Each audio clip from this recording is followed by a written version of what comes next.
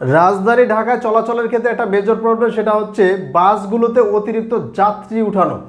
অনেক বাসই দেখা গেছে ভিতরে জায়গা থাকে না, তারপরও যাত্রী এমনভাবে উঠায় যে পিছনে একটা মহিলা যাত্রী নামবে তার কোনো ব্যবস্থা নাই।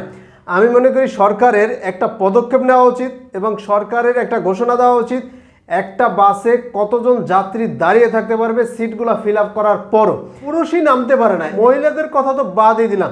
এখানে মহিলারা বিভিন্নভাবে ইনসাল্ট হচ্ছে, বিভিন্নভাবে নির্যাতন হচ্ছে। কারণে এজন্য সরকারের এই মুহূর্তে উচিত যাতে এই গণপরিবহনে অতিরিক্ত যাত্রী নিতে না পারে। হ্যাঁ, বাংলাদেশে এই রাজধানী ঢাকা শহরে যে পরিমাণ জনসংখ্যা আয়তনের তুলনায় তাতে একটু গ্যাদারিং হতেই পারে, তাতে বাসগুলোতে ভিড় হবে, এটাই স্বাভাবিক।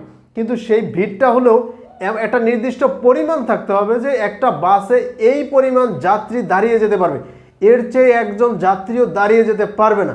কারণ পিছনের লোকগুলো স্বাচ্ছন্দ্যে নামতেই পারে না, এমন অবস্থা।